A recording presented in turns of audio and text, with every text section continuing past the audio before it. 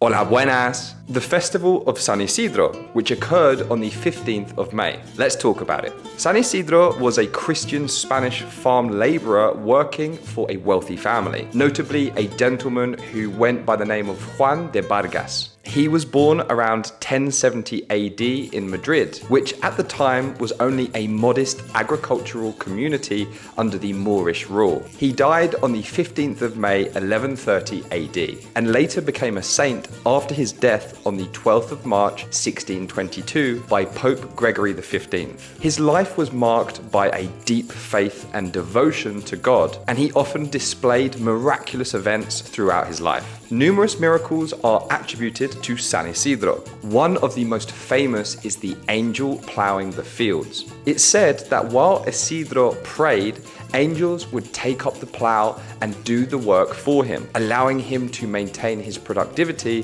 while staying true to his spiritual practices. Most importantly for our story today, he is the patron saint of Madrid, or Madrid. This event includes parades, traditional music and dance, and various religious ceremonies. San Isidro is a symbol of Madrid's history, symbolizing the importance of faith and hard work. It is a respectful nod to Madrid's agricultural roots, despite Madrid's evolution into a bustling metropolitan city. One story about San Isidro which has captivated those visiting Madrid is the story of the miracle of the well. San Isidro and his wife Maria Toribia, who was later called Santa Maria de la Cabeza, or Saint Mary of the Head, they had a young son. One day, while playing near a well, the child accidentally fell into the well. In this rather distressing situation, San Isidro and Maria prayed for their son's safety. As they prayed, the water in the well miraculously rose to the top, bringing the child up to safety without harm. This brings us to the San Isidro Museum, found in La Latina in Madrid. This museum you can visit anytime you want. But today, of course, was a particularly special day, and so not only do you get to see the well from this story, but you also get to drink the water from the well and make a wish. This is exactly what we did. In the museum, there is also more to see, so we decided to have a cheeky walk around and see what else we could find, before having a short walk to San Isidro Festival, which was a short walk away to the south. Look at this impressive mammoth skull. Not related to this day, but really I couldn't believe how massive it was.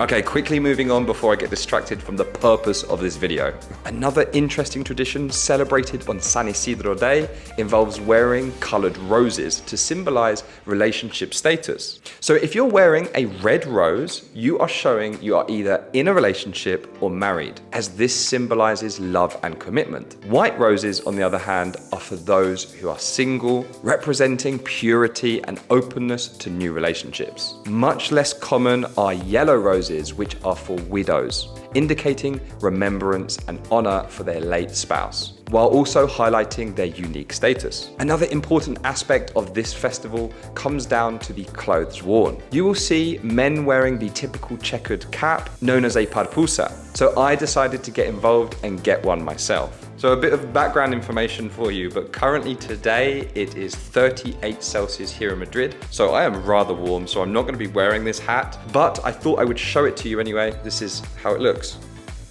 Very cool.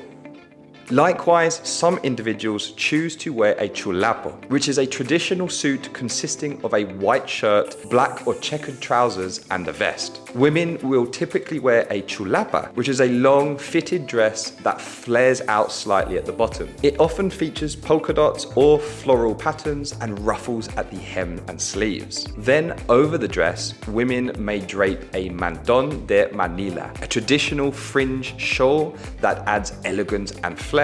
As you can see at this festival, there are plenty of places to eat and drink, typical Madrileño foods, but also Latin American foods, depending on what you want.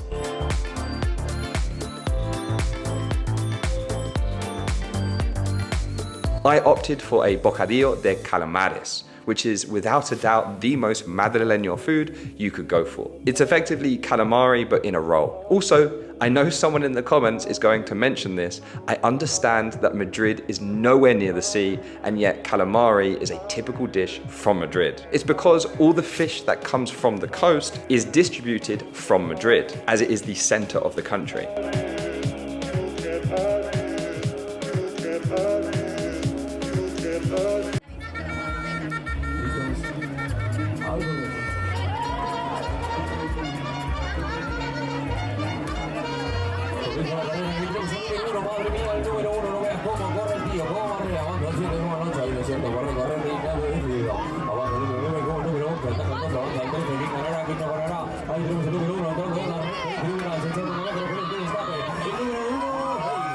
They also have a fun fair here, but if you know anything about me, I honestly can't think of anything worse. I prefer my feet safely on the ground. I was still hungry as always, so I tucked into some pork, vegetables, potatoes, and chorizo. Can I just say that this was between friends and it wasn't just me eating all this food?